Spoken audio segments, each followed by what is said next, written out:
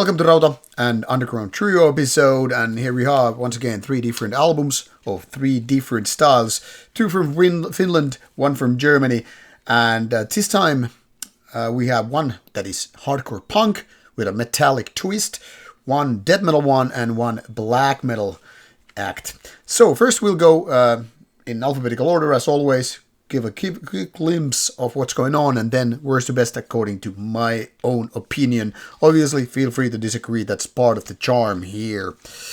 First, we'll go to Katastrofialue. This is hardcore punk, and this one release is from 1993 to 1995, so it's a compilation of demo and 7-inch material. Then we have Nightbearer, which might sound like a black metal band, or even look like that, but it's melodic death metal from Germany.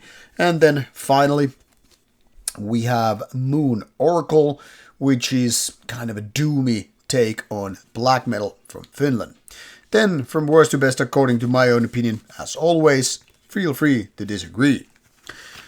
Then we'll get back to Moon Oracle. This is a band from the underground that is made of 3 different names of various bands, so kind of a side project-ish in nature. If you ask band members, no band is ever a side project. They're all main bands competing with one another about the stuff. So obviously I'm not gonna make wild guesses if this is a main band or side project or whatever. It's a 3-man band with some stuff out here. Okay, this is the wrong way. Here it is. And the style is very, very doomy. But calling it the doom black metal is against my personal values. My point here is, nowadays every people and their cousins and aunts are like, okay, if it's slow tempo black metal, it's doom black metal. If there's a little bit crawling, it's always death black. Or if it's like battery, it's black thrash. What happened to just, adding tempo elements to your given genre and all that stuff? Now, Moon Oracle is mostly around mid-tempo or a little bit slower, so it's not exactly our next Marduk. While the tempo is kind of a, maintained, like, hey, let's go fast. Let's not go fast. Let's not go overly aggressive or violent. Let's just keep it right there. There are other elements which also bring the rather doomier take on the music. First of all, the production is quite something that, if black metal came from the 70s, and no, we're not talking about the Venom here, this could be the thing here. I would go as far as to say this has something more in common with the 70s, old school heavy metal, or doom metal for that matter, but with the language known as black metal. For example, the vocals done by Harold Mender are obviously something that you might have heard on, say, Right for Revenge and the like. But a lot of these riffs and production, value kind of gives this very, very doomy thingy. And as such, very 70s like. This is almost like going against the grain, where every other band is like, okay, we're gonna do a modernized version of black metal, go post black metal and all. This is more like, hey, how about instead of your 2025 stuff, we go back to the 70s or the very early 80s. So this is almost like preceding the thrashiness, which were very, very much in place with, bands like Bathory, obviously, but even, Celtic Frost and the like. But this is going even farther, and obviously for that reason it's not for everybody. I find it fascinating that they are able to make their own original sounding stuff, but the downside is the songs are not that memorable, something that just kind of bothers me. I mean, I like that they sound original, and I like they are able to put this kind of a doomy production into use with black metal vocals and all, but the songs, they just don't rub me the right way. So original and refreshing, but riff and songwriting wise could be a lot better. But interesting release nonetheless. Then we have this hardcore punk release, Katastrofialue, Catastrophe Territory, or Territory of Catastrophe. This is a kind of a compilation that puts together stuff from the demos and 7-inch releases and so forth.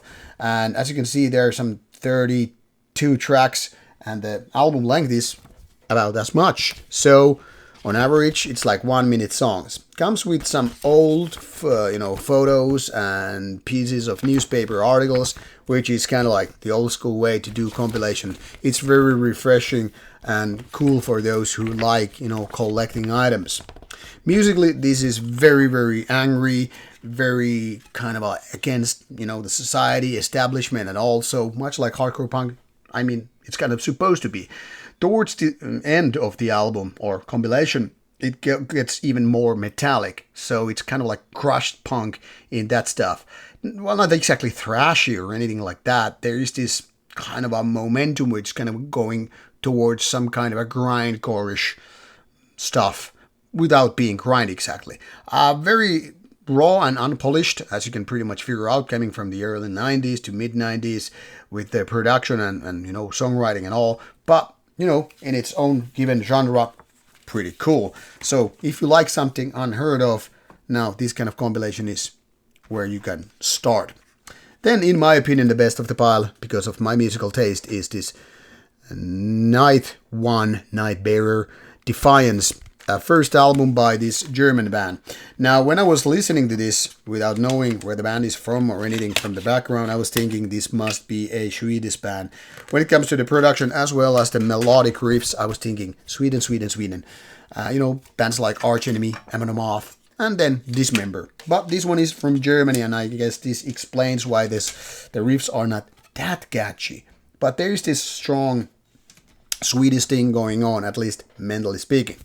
Now, everything here is very much like a big band style. Strong production, strong vocals, the semi-catchy riffs and melodies. So it's definitely the kind of stuff that you are probably going to like if you're into melodic death metal in the first place. Like I said, bands like Amon Amarth, Arch Enemy, Dismember, maybe a little bit Entombed.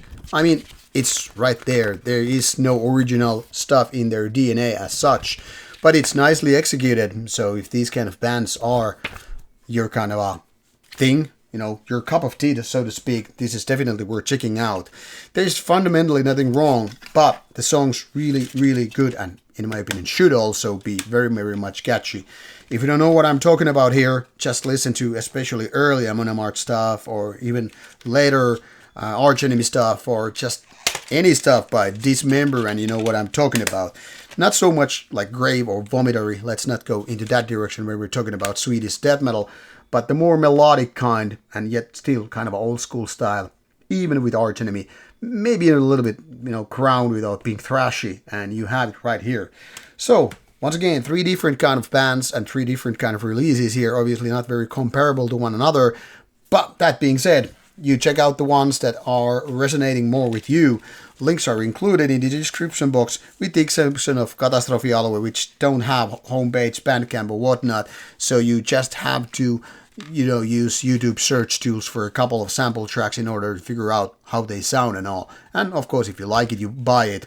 Basically, there is no other way really to listen to the music. It's not on streaming services as much as I know. So obviously, probably the only way is to check out some samples on YouTube. For the rest of these 2 bands, yeah, sure, go for some links and all that stuff. Now, off you go and see you soon with more review videos coming your way. Bye.